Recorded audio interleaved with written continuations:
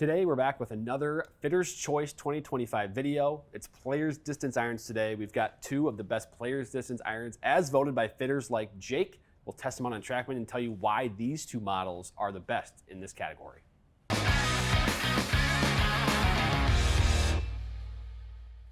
Hey golfers, Drew Mahowald here with Second Swing Golf in the Second Swing Tour Van, joined by Jake Montgomery, fitting manager at the Minneapolis store. Players Distance Irons, Jake. The Fitter's Choice top two models here. We've got Srixon ZXi5, we've got Ping i530. So first, Jake, talk to us about Fitter's Choice, what it is, and then we'll get into why these two models were kind of voted as the two best in this category. Yeah, so Fitter's Choice is a survey that was sent to all the fitters in our company back at the end of around January. So it gave us some time to kind of get the new product in hand, give it to our customers, and kind of see what's working, see what's not. And then we kind of selected our favorite options in a multitude of different categories. Yep, and so what we got is these two. So we have ZXi5, Ping i530 as the top two models, but then we also, the top five rounded out included the JPX 925 Forge from Mizuno, the TaylorMade P790, which has been a mainstay in this category for a long time now, and then the Titleist T200. But we're going to showcase specifically these two today, and I think part of the reason for that is there's actually a difference in technology between these two. So the ZXi5, you've got your VT sole, you got mainframe technology, so some distance enhancing properties, whereas the i530 is a little bit more of that kind of hollow body type design, but both nonetheless clearly perform really well. And you even made a comment to me before we started this, like for me, these are absolutely the two that have set themselves apart. 100%. I mean, in the Players Distance category, these probably make up 70, 80% of my sales. Really? They are both very good at different things. Yeah. The i530 is very fast. If a player is just looking for more ball speed, but they don't want like a big game improvement package, and they want something that's maybe a little bit more consistent shot to shot, i530 is fantastic. If we're looking for peak height, the Srixon does a great job of that. Really? It spins a little bit more, might see a little bit higher launch from it as well. The i530 isn't the highest launching golf club, but for the right player, especially someone that cuts across the ball, it's phenomenal because they generally don't struggle with dynamic loft or how high they launch it.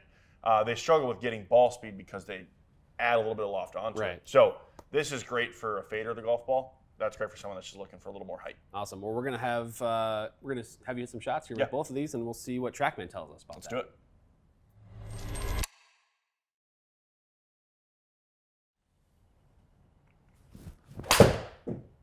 Little thin, little pulley. Yep.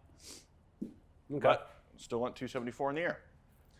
That's really what this category is for. Yeah.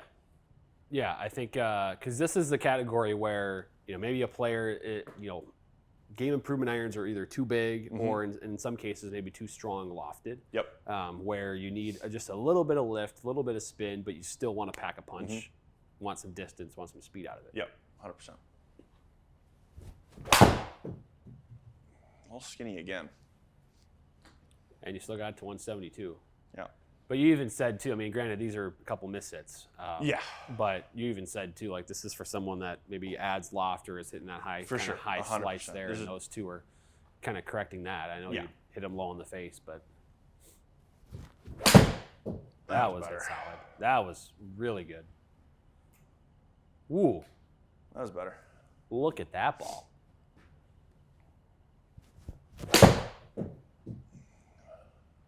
There's some more speed again. Wow. That was hard, just a little left. Woo. It's jumpy.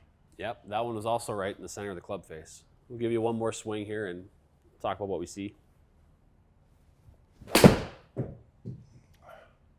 my anti-pull swing there. Sure. All right. So we've got 5 swings to look at here. Just talk to me about the feel of the i530. Yeah, so I mean, for a game improvement iron, it still feels very soft. That's an area where in this category, some people can have complaints just kind of on the feel, but feeling kind of hollow or a little tinny. Didn't feel that at all with this club. I mean, I play a CB iron currently, and the feel wasn't too off of that. Definitely very fast in the ball speed. I mean, a 138 smash factor out of a 7 iron. Yeah. It's pretty dang good, especially considering I did not hit it the best. Right. Little low in the launch and the spin, not shocked to see as this is a little stronger lofted club. And I do typically hit a draw, which de-lofts it even a little bit more. I think I was swinging down on it 4.5 degrees. So I'm de-locked in that as well. So Yeah. this particular head isn't built for me, but I mean, even like the one that I caught well was still about 100 feet in the air, like plenty of height, Right. plenty of land angle there. Yeah. The number one thing that I look at for a player in an iron is the land angle. Yep. Right about 44-degree average. And I mean, I had one in there that was 36 that, again, I just kind of Right. caught real thin. So it's still getting pretty good height. You're at 46 46-degree without land that. angle, plenty. And then the carry variability. So the number under the carry, that 7.8, that's just the variation on each of my carry numbers. Want to try and get that to be as tight as possible. I had that one that I kind of hit long and here. pulled left a little bit. That drops it down to 4.4. Again, that's in a pretty good range. Yeah. I think.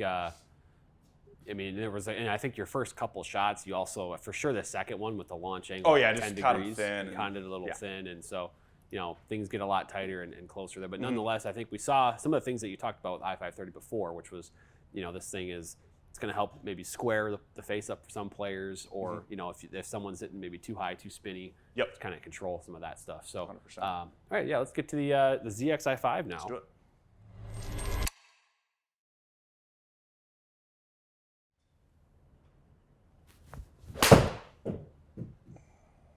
Caught that pretty solid.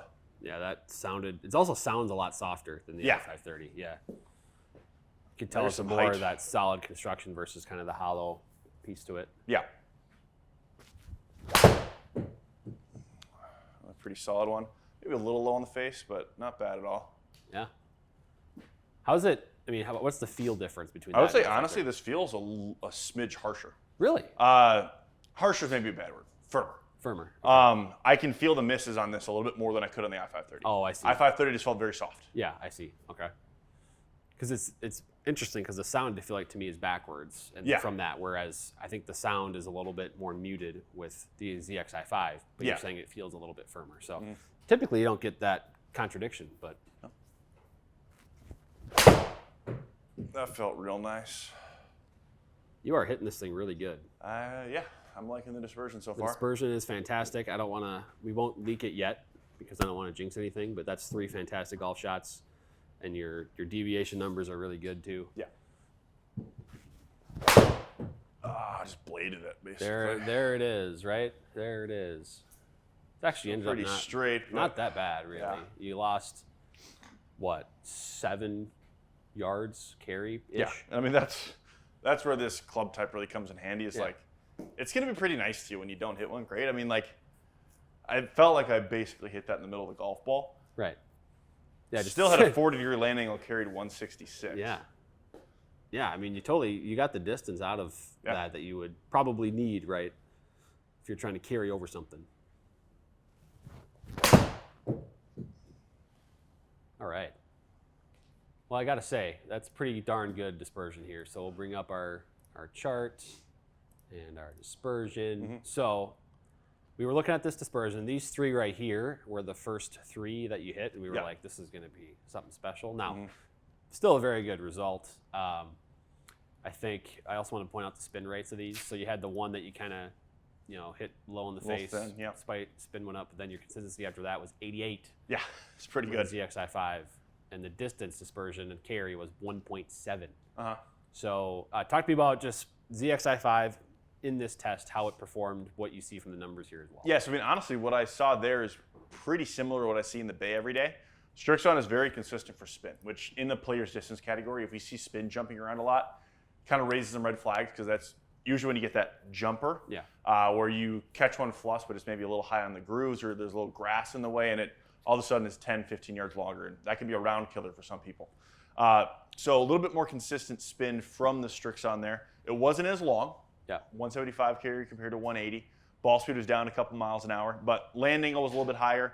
Peak height was a little bit higher as well. So kind of what I expected to see. This one is launched a little higher, gets a little bit more spin. I-530 just goes a little bit longer. Both felt very good. Both are very playable. Yeah. But for a player like myself, the Srixon is just a better fit. Yeah, I think there's is there a loft difference between these two? There is. Is it a degree? Or I is think believe it's a couple. Okay, a couple degrees. So that part of the launch and spin differences are due to that loft. 100%. But I think also the consistency piece you talked about, and I guess, you mentioned that there's just maybe a different purpose, so to speak, with these two irons, despite being in the same category. Where, you know, if the player is kind of falling into this category, then it's like, okay, well, what's the next piece to optimize their iron game? Do they need to maybe increase or fine tune the launch and spin a little bit, or do they need just a little bit more distance? And you can kind of go a different paths with these two irons. Because they clearly, as you mentioned before, even swinging, you know, the i530 might be a little faster, a little hotter. ZXi5 maybe a little bit more spin, more control, so to speak, more consistency there. So I can totally see why these two irons ranked so highly in the fitter's choice, and why you particularly gave the feedback that they were, you know, making up a huge chunk of the sales that you make in just this category. It seems to be that they do really well in the fittings. 100%.